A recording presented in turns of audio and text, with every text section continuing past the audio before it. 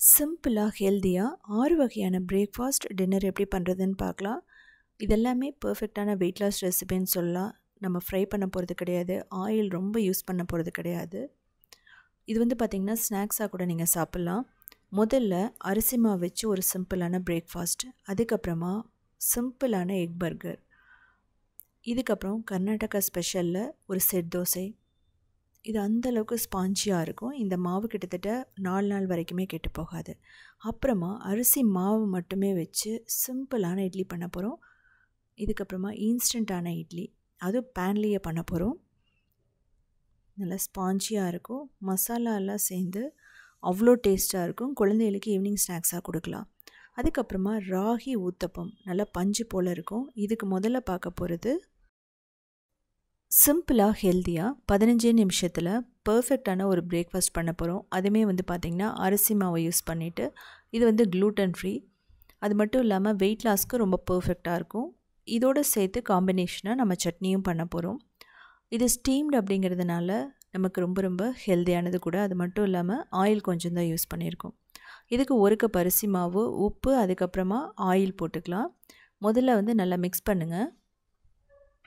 ஏன்னா உப்பு எல்லா இடத்துலையும் படுற மாதிரி இருக்கணும். இதுக்கப்புறமா நல்லா கொதிக்கிற தண்ணி கிட்டத்தட்ட 3/4 கப் ஊற்றலாம். இல்லை அப்படின்னா 1 கப்புக்கு 1.25 கப் தண்ணி கூட நீங்கள் ஊற்றலாம். ஸோ நீங்கள் பார்த்துட்டு ஊற்றிடுங்க.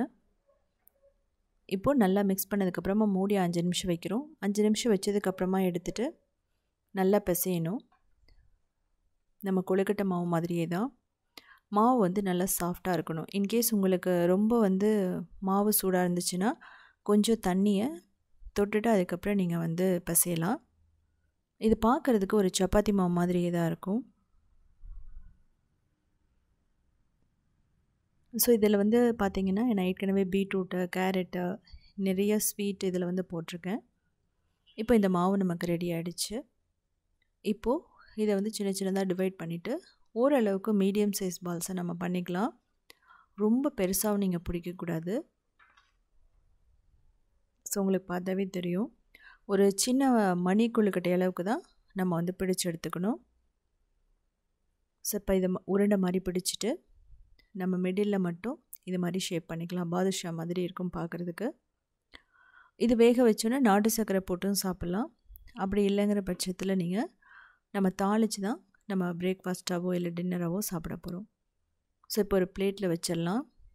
இல்லை அப்படின்னா ஒரு பிளேட் வச்சு அது மேலே வாழையில் வச்சு கூட நீங்கள் வேக வைக்கலாம் இட்லி பாத்திரத்தில். இது ஏற்கனவே வந்ததுனால ரொம்ப நேரம் வேக வைக்கணும்னு அவசியம் இல்லை. மேக்ஸிமம் 8லேருந்து 10 நிமிஷம் வந்தால் போதும்.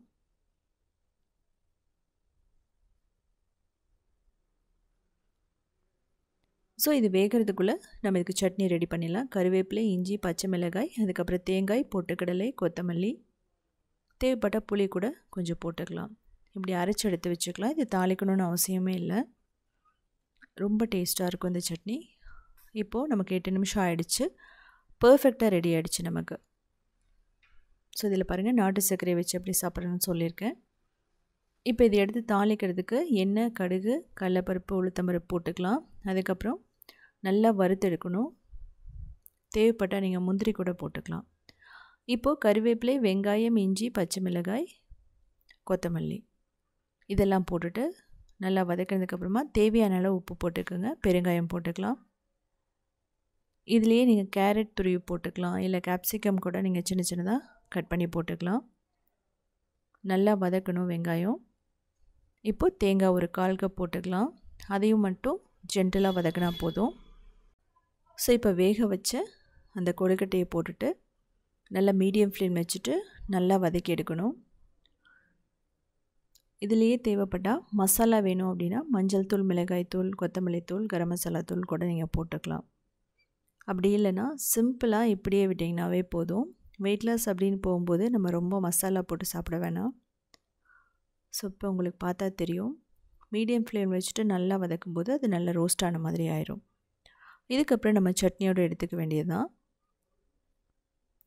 இதே பார்த்திங்கன்னா நீங்கள் மில்லட்லேயும் பண்ணலாம், ராகியில் பண்ணலாம், கோதுமை எல்லாமே ரொம்ப சூப்பராக இருக்கும்.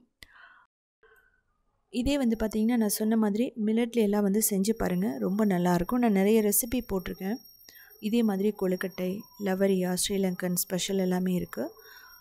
இது வந்து வெயிட் லாஸ்க்கு ரொம்ப பர்ஃபெக்டாக இருக்கும். ஏன்னா இது ஸ்டீம்டு அப்படிங்கிறதுனால. இதுக்கப்புறம் நம்ம பார்க்க போகிறது சிம்பிளான எக் பர்கர். ஆயில் குறைவாக யூஸ் பண்ணியிருக்கோம்.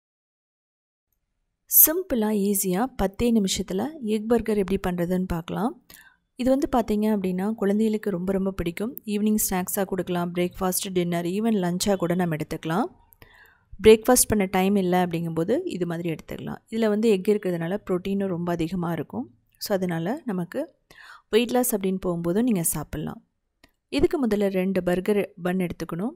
இது வந்து பார்த்திங்கன்னா நல்லா ஃப்ரெஷ்ஷாக ஸ்பாஞ்சியாக இருந்தால் ரொம்ப நல்லது கூட.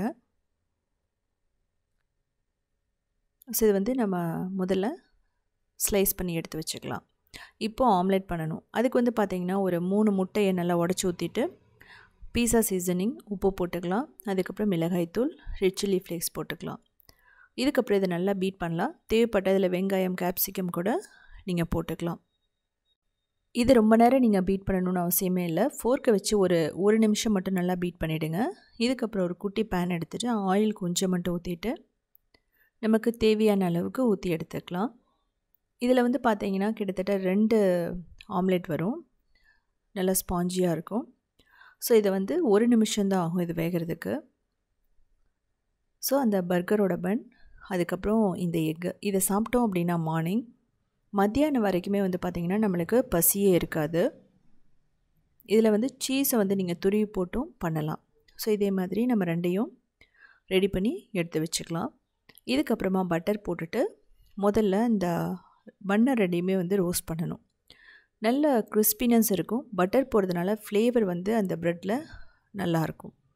தேவைப்பட்டால் கொஞ்சம் மிளகாய்த்தூள், ரெட் சில்லி ஃப்ளேக்ஸ் போட்டு கூட இதோட டோஸ்ட் பண்ணி எடுத்து வச்சுக்கோங்க. நம்ம சிம்பிளாக தான் பண்ண போகிறோம். ஸோ நல்லா சூடாயிடுச்சு. நீங்கள் ஃப்ரெஷ்ஷாக கூட இது மாதிரி டோஸ்ட் பண்ணாமல் கூட பண்ணலாம். ஸோ இப்படி பண்ணும்போது உங்களுக்கு வந்து டேஸ்ட் வந்து ரொம்ப சூப்பராக இருக்கும். நல்லா சூடாக இருக்குது. இப்போ எடுத்து இதில் சாஸ் வந்து ஊற்றிக்கலாம். ஸோ ப்ளைனாக கொடுத்தா குழந்தைங்க சாப்பிட மாட்டாங்க. ஸோ சாஸ் ஊற்றிட்டு அந்த எக்கை வச்சுட்டு அதுக்கப்புறம் மயோனைஸ் இல்லை சீஸ் கூட நீங்கள் வச்சுக்கலாம், ஒன்றும் பிரச்சனையே இல்லை. இதுக்கப்புறம் ரெட் சில்லி சாஸ் எல்லாமே நம்ம குறைவாக தான் யூஸ் பண்ணியிருக்கோம். ஸோ அப்படியே வந்து என்ன பண்ணலாம் அப்படின்னா இன்னொரு வந்து பண்ணை வச்சு க்ளோஸ் பண்ணிவிடுங்க. இதே மாதிரி 2ஐயும் பண்ணிக்கலாம். இதில் வந்து லெட்யூஸ் வைக்கலாம், இல்லை அப்படின்னா கேரட், கேப்சிகம், அதுக்கப்புறமா வெள்ளரிக்காய் கூட நீங்கள் வச்சு சாப்பிட்லாம். தக்காளி ஸ்லைஸ் பண்ணி சாப்பிட்லாம். இதெல்லாம் உங்களுக்கு வந்து எது பிடிக்குதோ அது எல்லாமே ஆட் பண்ணிக்கலாம். இந்த பர்கர் வந்து நீங்கள் கோதுமை மாவில் வேணால் சொல்லுங்கள், நான் வந்து கூடிய சீக்கிரமாக வீடியோ போடுறேன். ராகிலையுமே ரொம்ப பர்ஃபெக்டாக வரும். இதுக்கப்புறமா நம்ம பார்க்க போகிறது வைரல் மசாலா இட்லி. இட்லி சட்னி எல்லாமே ஒன்றா எப்படி பண்ணுறதுன்னு பார்க்கலாம். சிம்பிளாக ஈஸியாக வைரல் மசாலா இட்லி எப்படி பண்ணுறதுன்னு பார்க்கலாம். நம்ம இட்லியை வேக வச்சு போடணும்னு அவசியமே இல்லை. ரொம்ப ரொம்ப சிம்பிளாக ஒரு 10 நிமிஷத்துக்குள்ளே நம்ம பிரேக்ஃபாஸ்ட், அதுக்கப்புறம் கிரேவி எல்லாத்தையுமே முடிச்சிடலாம். இது வந்து பார்த்திங்க அப்படின்னா ஒரு நல்ல பிரேக்ஃபாஸ்ட், அதுக்கப்புறமா வெயிட் லாஸ், டின்னர் இல்லை ஸ்நாக்ஸுக்கு கூட உங்களுக்கு ரொம்ப பர்ஃபெக்டாக இருக்கும். இதில் அந்த இட்லி பிடிக்காதவங்க நீங்கள் எக்கு கூட யூஸ் பண்ணி பண்ணலாம். ஸோ நல்லா சாஃப்டாகவும் ஸ்பாஞ்சியாகவும் இருக்கும். இப்போது ஒரு பேனில் எண்ணெய் ஊற்றிட்டு கடுகு நல்லா பொரியணும். அதுக்கப்புறம் இஞ்சி, பூண்டு, பச்சை மிளகாய் போட்டுக்கலாம். பச்சை மிளகாய் காரத்துக்கு ஏற்ற மாதிரி நீங்கள் பண்ணிக்கலாம். இதுக்கப்புறமா வெங்காயம், கிட்டத்தட்ட ஒரு வெங்காயத்தை ஃபைனாக சாப் பண்ணி போட்டுக்கோங்க. இல்லை அப்படின்னா நம்ம வெங்காயம், இஞ்சி, பூண்டை அரைச்சி கூட போட்டுக்கலாம். இதுக்கப்புறமா உப்பு தேவையான அளவு, அதுக்கப்புறமா மிளகாய்த்தூள், கொத்தமல்லி தூள், மஞ்சள் தூள். இதுவுமே அப்படி தான், உங்களுக்கு காரத்துக்கு ஏற்ற மாதிரி நீங்கள் மிளகாய்த்தூளெல்லாம் போட்டுக்கலாம். இதுக்கப்புறமா ஒரு 4லேருந்து 5 தக்காளி நல்லா ஃபைனாக சாப் பண்ணிவிட்டு நல்லா வதக்கி எடுக்கணும். இன்கேஸ் உங்களுக்கு வந்து சாப் பண்ணி போகிறது பிடிக்கல அப்படின்னா இதை நல்லா அரைச்சி போட்டுக்கலாம். இந்த தக்காளியோட பச்சை வாசனை போகணும். ஸோ அது வெந்துட்டுருக்கும்போதே அரைக்கிறதுக்கு முந்திரி, கசகசா, பொட்டுக்கடலை, அதுக்கப்புறமா தேங்காய், வரமிளகாய் நல்லா ஃபைனாக அரைச்சி எடுத்துக்கோங்க. ஸோ அதுக்குள்ளே இதுவுமே நல்லா ரெடி ஆகிடுச்சு. இதுக்கப்புறமா நம்ம என்ன பண்ணுவோம் அப்படின்னா நம்ம அரைச்சி வச்ச விழுதை ஊற்றுவோம். இதில் ஸோ மீடியம் ஃப்ளேமில் வச்சுட்டு நல்லா வந்து சாஃப்டாக வரைக்கும் வதக்கணும். இப்போ பாருங்கள், அரைச்சி வச்ச அந்த விழுதை ஊற்றிட்டு தேவையான அளவு நம்ம தண்ணி ஊற்றிக்கலாம். இதை மீடியம் ஃப்ளேமில் வச்சுட்டு கிட்டத்தட்ட ஒரு 5 நிமிஷம் வேக வச்சு எடுத்தீங்க அப்படின்னா ரொம்ப ரொம்ப பர்ஃபெக்டாக ரெடி ஆகிடும். ஏற்கனவே தக்காளி எல்லாம் வெந்ததுனால இந்த நம்ம போட்டிருக்கிற முந்திரியெல்லாம் ரொம்ப நேரம் கொதிக்கணும்னு அவசியமே இல்லை. அது லைட்டாக தண்ணி அப்சர்வ் பண்ணிச்சுன்னா போதும். கடைசியாக கரம் மசாலா பொடி போட்டுக்கிறோம். அதுக்கப்புறம் உப்பு, உங்கள்கிட்ட கசூரி மேத்தி, கொத்தமல்லி தழை எது இருந்தாலும் நீங்கள் போட்டுக்கலாம். ஸோ இப்போது இந்த திக்கான ஸ்டேஜில் நம்ம இடையில கொஞ்சம் ஹோல்ஸ் வந்து க்ரியேட் பண்ணிவிட்டு அதுக்கப்புறமா இதில் நம்ம மாவு ஊற்ற போகிறோம். இட்லி மாவு, தோசை மாவு, நீங்கள் எது வேணாலும் ஊற்றலாம். நான் சொன்ன மாதிரி இதில் எக்கு கூட ஊற்றலாம் உங்களுக்கு பிடிச்சிருந்ததுன்னா. ஸோ இப்போது லைட்டாக அதை வந்து ஸ்ப்ரெட் பண்ணி விட்டுருங்க. இதை வந்து பார்த்திங்கன்னா லோ மீடியம் ஃப்ளேமில் வச்சுட்டு மூடி கிட்டத்தட்ட ஒரு 4 நிமிஷம் அவ்வளோதான். ரொம்ப ரொம்ப பர்ஃபெக்டாக வந்துடும். அதுக்குள்ளே தாளிக்கிறதுக்கு கடுகு, ஜீரகம், அதுக்கப்புறம் கருவேப்பிலை. இது வந்து ஆப்ஷனல் தான். உங்களுக்கு அந்த இட்லி மேலே போட்டால் கொஞ்சம் ஃப்ளேவர் இருக்கும். இந்த ஸ்டேஜில் நீங்கள் இடையில எடுத்து பாருங்கள். இட்லி வேகலைன்னா இன்னும் ஒரு 5 நிமிஷம் விடலாம் நீங்கள். ஸோ ரொம்ப பஞ்சு போல் நமக்கு ரெடி ஆகிடும். நான் உங்களுக்கு எடுத்து காமிக்கிறேன். குழந்தைகளுக்கு வந்து ஸ்நாக்ஸ் செய்ய டைம் இல்லை அப்படின்னா இப்படி செஞ்சு கொடுத்தீங்க அப்படின்னா அந்த கிரேவி வந்து அந்த இட்லியில் நல்லா இறங்கி ரொம்ப சூப்பராக இருக்கும். இந்த கிரேவியை நீங்கள் கிட்டத்தட்ட ஒரு 2 டேஸ் வரைக்குமே வச்சுக்கலாம், கெட்டு போகாது. நம்ம இட்லி எடுத்ததுக்கப்புறம் ஒரு கண்டெய்னரில் போட்டு வச்சிட்டோம் அப்படின்னா நம்ம தோசை ஊற்றுறப்போ சாப்பிட்டுக்கலாம். தோசையோ இட்லியோ பணியாரமோ செய்கிறப்போ. இந்த மசாலா வந்து பார்த்திங்கன்னா நீங்கள் இப்படி தான் பண்ணணும்னு அவசியம் இல்லை. நீங்கள் எந்த மாதிரி மசாலா வேணாலும் நீங்கள் பயன்படுத்தலாம். எந்த மாதிரி கிரேவி வேணாலும் வைக்கலாம். ஆனால் உங்களுக்கு இந்த மாதிரி இட்லியை ஊற்றி பண்ணுறது அப்படிங்கிறது ரொம்ப ரொம்ப சிம்பிளாக இருக்கும். மார்னிங் வந்து நமக்கு டைமே இல்லை, இட்லி தனியாக ஊற்றணும், இல்லை ஊத்தப்பம், தோசை எல்லாம் தனியாக ஊற்றணும் அப்படிங்கிற டைமில் இது மாதிரி பண்ணிட்டீங்கன்னா குழந்தைகளுக்கு மார்னிங் பிரேக்ஃபாஸ்ட் முதல் கொண்டு ஸ்நாக்ஸ் முதல் கொண்டு ஈஸியாக பண்ணிடலாம். ஒரே ஒரு பேன்லேயே எல்லாத்தையும் பண்ணி முடிச்சிடலாம். இட்லி வேகிறதுக்கு மட்டும் கொஞ்சம் டைம் ஆகும். ஒரு 5லேருந்து 6 நிமிஷம் ஆகும், அவ்வளோதான். இதுக்கப்புறம் நம்ம பார்க்க போகிறது அரிசி மாவை பயன்படுத்தி பஞ்சு போல் ஒரு இட்லி. சிம்பிளாக ஈஸியாக பஞ்சு போல் அரிசி மாவில் ஒரு இட்லி பண்ண போகிறோம். இது வந்து பார்த்திங்க அப்படின்னா அரிசியை ரொம்ப நேரம் ஊற வச்சு அரைச்சி பண்ணணும்னு அவசியமே இல்லை. ஈஸியாக பண்ணிடலாம். அது மட்டும் இல்லாமல் இது பஞ்சு போல் இருக்கிறதுனால குழந்தைகளுக்கு ரொம்ப ரொம்ப பிடிக்கும். இதில் தோசையிலேருந்து ஆரம்பித்து ஊத்தப்பம் எல்லாமே வந்து பர்ஃபெக்டாக வரும். ஸோ இது எப்படி பண்ணுறதுன்னு பார்க்கலாம். அளவுகளை மட்டும் நீங்கள் நோட் பண்ணிட்டீங்க அப்படின்னா பர்ஃபெக்டாக பண்ணிடலாம். இதுக்கு 3/4 கப் உளுந்து எடுத்துக்கலாம். 1 டேபிள் ஸ்பூன் வெந்தயம். இதை வந்து 2-3 தடவை நல்லா வாஷ் பண்ணிக்கலாம். வாஷ் பண்ணிவிட்டு நம்ம கிட்டத்தட்ட 2லேருந்து 3 மணி நேரம் மட்டும் ஊற வச்சா போதும். இதை அரைக்கிறதுக்கு கிரைண்டர் தேவையில்லை, நம்ம மிக்சிலேயே அரைச்சிடலாம். ஸோ இது வந்து பார்த்திங்க அப்படின்னா எந்த ஒரு ஈஸ்ட், ஈனோ, பேக்கிங் சோடா எதுவுமே இல்லாமல் தான் பண்ண போகிறோம். ஸோ 3 மணி நேரம் ஆகிடுச்சு. கம்ப்ளீட்டாக தண்ணியை வடிச்சிடலாம்.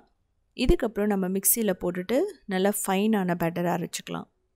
நீங்கள் வந்து அதிகமான அளவில் அரைக்கிற மாதிரி இருந்தது அப்படின்னா நீங்கள் கிரைண்டரில் போட்டு கூட பண்ணிக்கலாம்.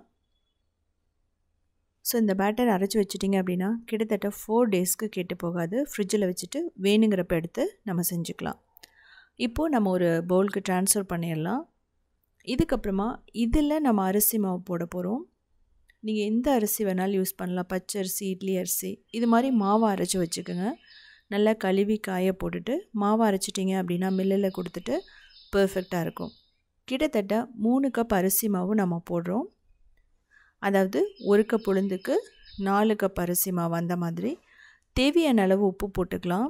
உப்பு போட்டுட்டு நல்லா மிக்ஸ் பண்ணுங்கள். இதில் வந்து கட்டி இருக்கக்கூடாது.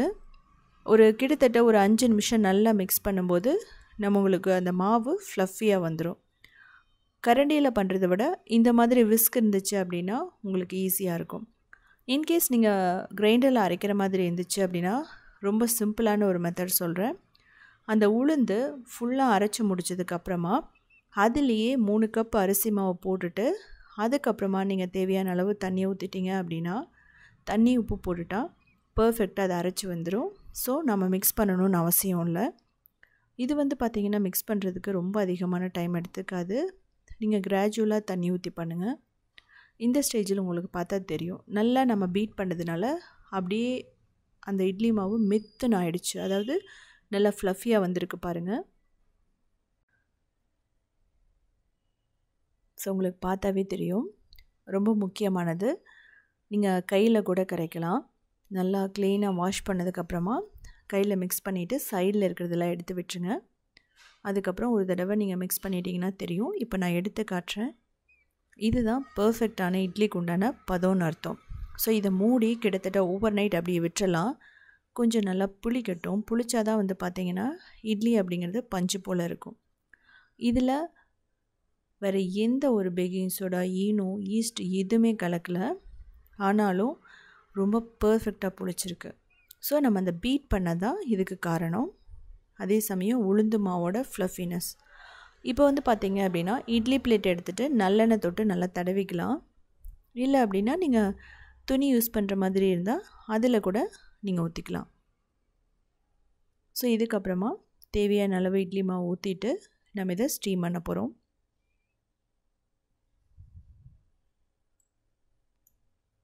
இதே மாதிரி தான் வந்து பார்த்திங்கன்னா நீங்கள் எல்லாத்துலேயுமே பண்ணலாம். இதே மெத்தடில் பண்ணி பாருங்கள், ரொம்ப சூப்பராக வரும். நான் கூடிய சீக்கிரம் எல்லா மில்லட்ஸ்லேருந்து ஆரம்பித்து உங்களுக்கு எல்லாத்துலேயுமே நான் இந்த மாதிரி வீடியோ போடுறேன், எந்த அளவுகளோடு பண்ணணும்னு சொல்லிவிட்டு. இதை வந்து நம்ம இட்லி பாத்திரத்தில் வைக்க போகிறோம். வச்சுட்டு கிட்டத்தட்ட ஒரு 15 மினிட்ஸ் மீடியம் ஃப்ளேமில் வச்சிங்க அப்படின்னா ரொம்ப பர்ஃபெக்டாக ரெடி ஆகிடும். உங்களுக்கு பார்த்தா தெரியும், 15 நிமிஷத்துக்கு அப்புறம் அப்படியே அந்த இட்லி மாவு நல்லா பொங்கி வந்திருக்கு. இதோட சட்னி, சாம்பார், குருமா, சால்னா, வெஜிடபிள் சாகு, நீங்கள் நான்வெஜ் வந்து சாப்பிட்ற மாதிரி இந்த சிக்கன் கறி எல்லாமே வந்து நீங்கள் வச்சு சாப்பிட்லாம். ரொம்ப நல்லாயிருக்கும். இந்த இட்லி வந்து பார்த்திங்கன்னா நீங்கள் ராகி, அதுக்கப்புறமா மக்காச்சோள மாவு எல்லாத்துலேயும் பண்ணலாம். கொங்கு நாடு கிராமத்தில் மக்காச்சோள மாவில் பண்ணுவாங்க. அப்படியே வந்து முட்டை சாப்பிட்ற மாதிரியே இருக்கும் அதனோட டேஸ்ட்டு. அதாவது ரொம்பவே நல்லாயிருக்கும். நார்மல் இட்லிக்கும் அதுக்கு வந்து வித்தியாசமே தெரியாது. கூடி சீக்கிரமாக நான் அந்த வீடியோ போடுறேன். இதை மில்லட்ஸ்லேயும் பண்ணலாம். மில்லட்ஸை வந்து நீங்கள் அரைச்சி இது மாதிரியும் பண்ணலாம். இதுக்கப்புறமா கர்நாடகா ஸ்பெஷல் செட் தோசை பஞ்சு போல் பண்ண போகிறோம். சின்ன சின்ன டிப்ஸ் சொல்லியிருக்கேன், நீங்கள் ஃபாலோ பண்ணலாம்.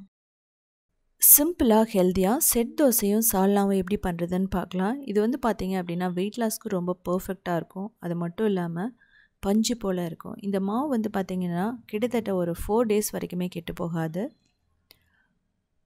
குழந்தைகளுக்கு ரொம்ப பிடிக்கும். எப்படி வந்து எந்த ஒரு பேக்கிங் சோடா, ஈனோ எதுவுமே போடாமல் பர்ஃபெக்டாக பண்ணுறதுன்னு பார்க்கலாம். இது வந்து பார்த்திங்கன்னா கர்நாடகா ஹோட்டல் ஸ்டைல்னு சொல்லலாம். உங்களுக்கு பார்த்தா தெரியும். ஸோ இதில் இட்லி, தோசை எல்லாமே பர்ஃபெக்டாக வரும். சின்ன சின்ன டிப்ஸை ஃபாலோ பண்ணிங்க அப்படின்னா நீங்களும் கடையில் கிடைக்கிற மாதிரியே ஈஸியாக பண்ணலாம். இதுக்கு சால்னா மட்டும் கிடையாது, நம்ம தேங்காய் சட்னி, சாம்பார் எல்லாமே பர்ஃபெக்டாக மேட்ச் ஆகும்.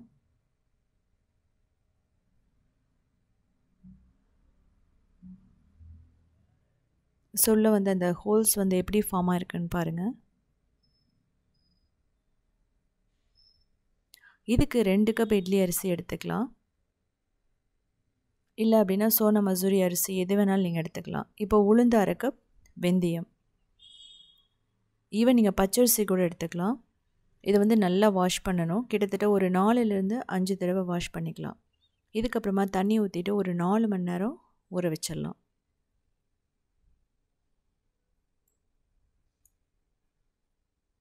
இதுக்கப்புறமா அவல் 1/2 கப் போட்டுட்டு வாஷ் பண்ணதுக்கப்புறமா இதை ஒரு 10 நிமிஷம் மட்டும் ஊற வச்சா போதும்.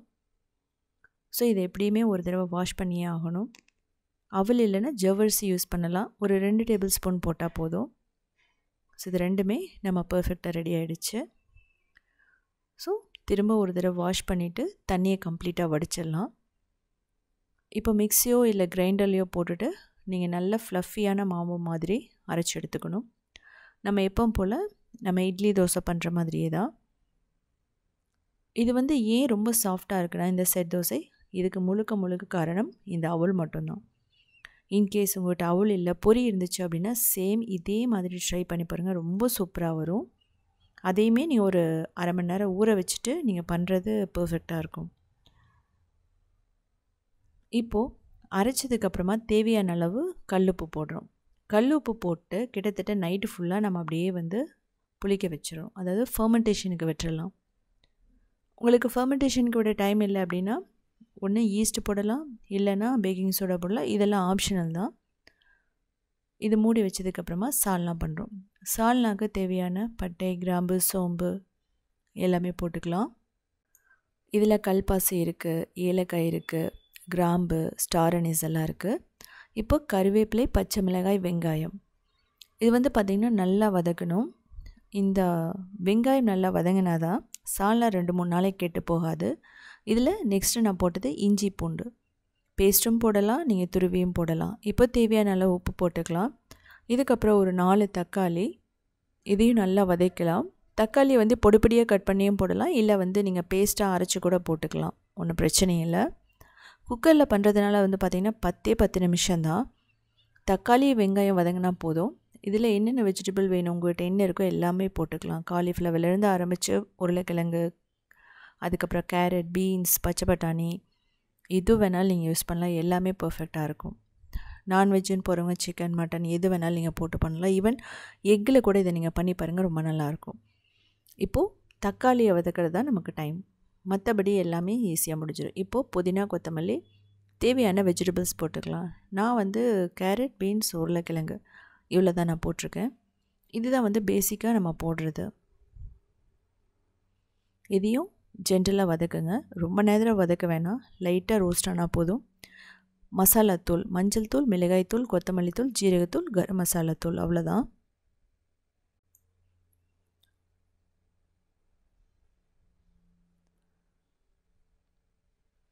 இதுக்கப்புறம் தேவையான அளவு தண்ணி ஊற்றிடலாம். தண்ணி ஊற்றிட்டு இது கொதிச்சிட்ருக்கட்டும். கொதிக்கிறதுக்குள்ளே நம்ம ஒரு சிலதை ரெடி பண்ணி வச்சிடலாம். அதாவது அரைக்க வேண்டியது இருக்கும் நமக்கு சால்னாக்கு. இதில் வந்து பார்த்திங்கன்னா பொட்டுக்கடலை, முந்திரி, கசகசா, தேங்காய் போட்டு நல்லா ஃபைன் பேஸ்ட்டாக அரைச்சி எடுத்துக்கோங்க. இதுதான் வந்து பார்த்திங்கன்னா அந்த டேஸ்ட்டையும் பயங்கரமான ஒரு ஃப்ளேவரையும் கொடுக்கக்கூடியது. நல்லா மிக்ஸ் பண்ணுங்கள். திக்னஸ்க்கும் இது பர்ஃபெக்டாக இருக்கும். பொட்டுக்கடலையிலேருந்து ஆரம்பித்து, இன்கேஸ் பொட்டுக்கடலை இல்லைன்னா கடலை மாவு யூஸ் பண்ணிக்கலாம், ஒன்றும் பிரச்சனையே இல்லை. நல்லா மிக்ஸ் பண்ணுங்கள். தேவையான அளவு தண்ணி ஊற்றிடுங்க. தண்ணி ஊற்றிட்டு நமக்கு இந்த ஸ்டேஜ்லேயே உப்பு, மிளகாய் தூளெல்லாம் பார்த்துட்டு மூடி வச்சு ஒரு 4 விசில், மீடியம் ஃப்ளேமில் வச்சாலும் ஓகே, லோ ஃப்ளேமில் வச்சாலும் ஓகே. உங்களுக்கு டைம் இருந்தால் லோ ஃப்ளேமில் வைக்கலாம், இல்லை அப்படின்னா மீடியம் ஃப்ளேமில் வச்சுட்டு 3லேருந்து 4 விசில். ஸோ நமக்கு பர்ஃபெக்டாக ரெடி ஆகிடுச்சு. இது வந்து பார்த்திங்க அப்படின்னா நான் சொன்ன மாதிரி ஊத்தப்பம் மட்டும் இல்லை, செட் தோசை மட்டும் இல்லை, இட்லி, அதுக்கப்புறம் பரோட்டா, இடியாப்பம் எல்லாத்துக்குமே ரொம்ப பர்ஃபெக்டாக மேட்ச் ஆகிற ஒரு சால்னா. ரொம்ப ரொம்ப ஹெல்தியானது கூட. இப்போது நமக்கு ஒரு 8 மணி நேரம் ஆகிடுச்சு. ஓவர் நைட் அப்படியே வச்சுட்டோம். நல்லா புளிச்சிடுச்சு. உங்களுக்கு அந்த பபிள்ஸ் பார்த்தா தெரியும். இப்போ நம்ம ஊற்றிடலாம்.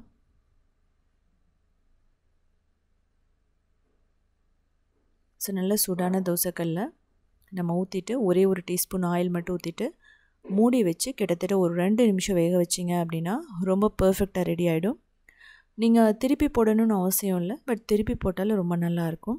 இதுலேயே பொடி ஊத்தப்பம், ஆனியன், கேரட் ஊத்தப்பம் எல்லாமே பண்ணலாம், அவ்வளோ சூப்பராக இருக்கும். சின்ன ஊத்தப்பம் மட்டும் இல்லாமல் நீங்கள் பெரிய ஊத்தப்பமாக கூட ஊற்றிக்கலாம். அது மட்டும் இல்லாமல் இதில் தோசையும் ரொம்ப பர்ஃபெக்டாக வரும். இதே மெத்தட் தான் வந்து பார்த்திங்கன்னா ராகி, அதுக்கப்புறம் கம்பு, சோளம், மக்காச்சோளம் எல்லாத்துலேயுமே வந்து இது ரொம்ப பர்ஃபெக்டாக மேட்ச் ஆகும் இந்த ரெசிபி. கூடி சீக்கிரமாக நான் அந்த வீடியோவும் போடுறேன். அதாவது ராகி செட் தோசை, அதுக்கப்புறம் மக்காச்சோளம் செட் தோசை எல்லாமே நம்ம வீட்லேயே அரைச்சதுனால ரொம்ப ரொம்ப ஹெல்தியானது. இதே வந்து பார்த்திங்கன்னா ரெசிபியை ஃபாலோ பண்ணி மில்லட்லேயும் போடலாம். நீங்கள் தினை, வரகு, குதிரைவாலி, சாமை, குலசாமை எல்லாத்துலேயுமே இது பர்ஃபெக்டாக வரும். ஸோ உங்களுக்கு பிகினர்ஸ்க்கு வந்து புரியணுங்கிறதுக்காக 2-3 நான் செட் தோசை ஊற்றி காமிச்சிருக்கேன். இப்போ வந்து பார்த்திங்கன்னா இந்த மாதிரி தான் கர்நாடகாவில் சர்வ் பண்ணுவாங்க. ஒரு குருமா இருக்கும், அதுக்கப்புறம் செட் தோசை இருக்கும், கொஞ்சம் சட்னி இருக்கும். ஸோ இந்த பஞ்சு போல் செட் தோசைக்கு அப்புறமா நம்ம பார்க்க போகிறது ராகி மாவு பயன்படுத்தி அதே மாதிரி ஊத்தப்பம். ஊத்தப்பம் அப்படிங்கிறது வந்து பார்த்திங்கன்னா ஒரு கம்ஃபர்டபுளான ஃபுட்டுன்னு சொல்லலாம். ரொம்ப மொறுமொறுன்னு இருக்காது, ஆனால் பஞ்சு போல் இருக்கும். வயிற்றுக்கு வந்து எதுவுமே பண்ணாது. பிரேக்ஃபாஸ்ட், டின்னர், ஸ்நாக்ஸு, லஞ்சாக கூட நீங்கள் ஊத்தப்பதை எடுத்துக்கலாம். வெயிட் லாஸ் அப்படின்னு வரும்போது இது மாதிரி ட்ரை பண்ணி பாருங்கள், பர்ஃபெக்டாக ஒர்க் அவுட் ஆகும். சிம்பிளாக ஹெல்த்தியாக பஞ்சு போல் ராகி மாவு வச்சு நம்ம ஊத்தப்பம் பண்ண போகிறோம். இது வந்து பார்த்திங்கன்னா 4 நாள் வரைக்குமே கெட்டு போகாது இந்த மாவு. அது மட்டும் இல்லாமல் ஒரு பர்ஃபெக்டான வெயிட் லாஸ் ரெசிபின்னு சொல்லலாம். கால்சியம், அயன் ரிச் ஆனதுன்னு சொல்லலாம். இது பிரேக்ஃபாஸ்ட்டு மட்டும் இல்லாமல் நீங்கள் வந்து லஞ்சுக்கு எடுத்துக்கலாம், டின்னராக கூட எடுத்துக்கலாம், ஸ்நாக்ஸாக குழந்தைகளுக்கு கொடுக்கலாம். ரொம்ப ரொம்ப நல்லாயிருக்கும். முழு ராகியை ஊற வைக்கணும்னு அவசியம் இல்லை. இதுக்கு முதல்ல 3/4 கப் உளுந்து, 1 டேபிள் ஸ்பூன் வெந்தயம் போட்டுட்டு கிட்டத்தட்ட 3 தடவை நல்லா வாஷ் பண்ணிக்கோங்க. இந்த தண்ணியை ஊற்றிட்டு தேவையான அளவு தண்ணி ஊற்றிட்டு 3 மணி நேரம் மட்டும் இந்த உளுந்தை நம்ம ஊற வச்சா போதும். இல்லை நைட்டே கூட நீங்கள் ஊற வச்சிடலாம். இதுக்கப்புறமா இந்த தண்ணியை திரும்ப கம்ப்ளீட்டாக நம்ம வடிச்சிடணும். இதை நம்ம யூஸ் பண்ணக்கூடாது. இதை வந்து மிக்சிலேயோ கிரைண்டர்லேயோ போட்டு நல்லா ஃபைனாக அரைச்சிக்கலாம். இதுக்குமே தேவையான அளவு நீங்கள் தண்ணி ஊற்றிக்கலாம். ஸோ நம்ம ராகி மாவு வச்சு பண்ணுறதுனால நீங்கள் எந்த அளவுக்கு தண்ணி ஊற்றினாலும் ஒன்றும் பிரச்சனை இல்லை. அதே சமயம் இந்த கன்சிஸ்டன்சி, இந்த பதம் அப்படின்னால எதுவுமே கிடையாது. இப்போ பாருங்கள், பர்ஃபெக்டாக அரைச்சிட்டோம். மாவு ஃபைனாக இருந்தால் போதும். ஒரு பவுலுக்கு ட்ரான்ஸ்ஃபர் பண்ணிவிட்டு நம்ம 3 கப் ராகி மாவு போடுறோம். 1 கப்புக்கு 4 கப் ராகி மாவு, 3/4 கப் போட்டிங்க அப்படின்னா 3 கப் ராகி மாவு. அந்த மாதிரி தேவையான அளவு உப்பு போட்டுக்கலாம். அதுக்கப்புறமா தேவையான அளவு தண்ணி ஊற்றிடுங்க. ஸோ மிக்ஸ் பண்ணி பாருங்கள். இன்கேஸ் உங்களுக்கு ரொம்ப கெட்டியாக இருக்கிற மாதிரி இருந்ததுன்னா இடையில இன்னும் கொஞ்சம் தண்ணி ஊற்றிட்டு, ரொம்ப ரன்னியாக வேணாம், ஓரளவுக்கு நல்லா இட்லி மாவு பதத்துக்கு நம்ம கரைச்சி வச்சிடணும். ஸோ அப்படி கரைச்சி வச்சா மட்டும்தான் அது சரியாக புளிச்சு அதுக்கப்புறமா தண்ணி விடாமல் பர்ஃபெக்டாக நமக்கு வரும். இந்த மாவில் நீங்கள் இட்லி, ஊத்தப்பம், தோசை, பணியாரம் எல்லாமே பண்ணலாம். அவ்வளோ சூப்பராக இருக்கும். இந்த மாதிரி தான் இருக்கணும் உங்களுக்கு. மூடி ஒரு 5 மணி நேரம் வச்சிடலாம். இல்லைன்னா நைட்டு ஃபுல்லாக விட்டுருங்க. அடுத்த நாள் பாருங்கள், இது வந்து எப்படி இருக்கும் அப்படின்னா நல்லா பபிள்ஸ் எல்லாம் க்ரியேட் ஆகிருக்கும் நேச்சுரலாகவே. நம்ம அரிசி மாவு வந்து பார்த்திங்கன்னா புளிக்க லேட் ஆகும். ஆனால் ராகி, கம்பு, திணை எல்லாம் ரொம்ப சீக்கிரமாகவே புளிச்சிடும். கிட்டத்தட்ட 5 மணி நேரத்துலேயே நம்ம அந்த ஃபர்மெண்ட் ஆகி வந்துடும். தேவையான அளவுக்கு நீங்கள் தண்ணி ஊற்றி கன்சிஸ்டன்சி பார்த்துக்கோங்க. இப்போ நம்ம அயன் தோசை தவாவில் எண்ணெய் ஊற்றிட்டு அதுக்கப்புறமா நம்ம எந்த அளவுக்கு நமக்கு ஊத்தப்பம் வேணுமோ அந்த அளவுக்கு மாவு ஊற்றி லைட்டாக மட்டும் நீங்கள் ஸ்ப்ரெட் பண்ணால் போதும். ஓவராக பண்ண வேணாம். ஊத்தப்பம் அப்படிங்கும்போது இப்போ இதில் தேவையான அளவு எண்ணெய்னா 1 டீஸ்பூன் தான் தேவைப்படும். நீங்கள் எண்ணெயே இல்லாமல் கூட பண்ணலாம். இதுக்கப்புறமா மூடி வச்சு 2 நிமிஷம் மட்டும்தான். இதை திருப்பி போடலாம், இல்லை போடாமல் இருக்கலாம். இதுக்கு மேலே நெய் போட்டு அதுக்கப்புறமா இட்லி பொடி தூவி சாப்பிட்லாம். அதாவது நெய் பொடி ஊத்தப்பம்னு சொல்லுவோம், அப்படியும் பண்ணலாம். இல்லை அப்படின்னா இதுக்கு மேலே உருளைக்கிழங்கு, மசாலா உருளைக்கிழங்கு வச்சுட்டு அதுக்கப்புறமா நம்ம அப்படியே எடுத்துடலாம். ஆனியன் ஊத்தப்பம் பண்ணலாம். எல்லாமே பர்ஃபெக்டாக வரும். நல்ல சூடான தவால் ஊற்றும்போது பபிள்ஸ் வந்து உங்களுக்கு பார்த்தா தெரியும் எந்த அளவுக்கு க்ரியேட் ஆகும். இதுதான் வந்து பார்த்திங்கன்னா அந்த ஸ்பாஞ்சினஸை கொடுக்கும், பஞ்சு போல் இருக்கும். நான் சொன்ன மாதிரி 4 நாளைக்கு இந்த மாவை நம்ம ஃப்ரிட்ஜில் வச்சுட்டு சாப்பிட்லாம், கெட்டு போகாது. இதே மாதிரி நிறைய ரெசிபீஸ் வேணும்னா நீங்கள் உத்தமி கிச்சனை ஃபாலோ பண்ணலாம். க்ரியேட்டிவ் வேர்ல்டுன்னு சொல்லிட்டு இன்னொரு சேனல் இருக்குது. அதுலேயுமே 1900 ரெசிபீஸ் இருக்குது. கிட்டத்தட்ட 12 இயர்ஸ்க்கு மேலே ரன் பண்ணிகிட்ருக்கோம். அது மட்டும் இல்லாமல் சவுத் இண்டியன் ஃபுட்.inங்கிற வெப்சைட்டை 14 இயர்ஸ்க்கு மேலே ரன் பண்ணிகிட்ருக்கோம். 8000 ரெசிபீஸ் ஸ்டெப் பை ஸ்டெப் ஃபோட்டோஸோடு இருக்கும். அதோடையே சேர்த்து வீடியோஸ் இருக்கும். ஸோ பார்த்துட்டு கமெண்ட் பண்ணுங்கள். இது பாருங்கள், நான் வீடியோ எடுத்து முடித்து ரொம்ப நேரம் ஆனதுக்கப்புறமே உங்களுக்கு அப்படியே பஞ்சு போல் தான் இருக்கும்.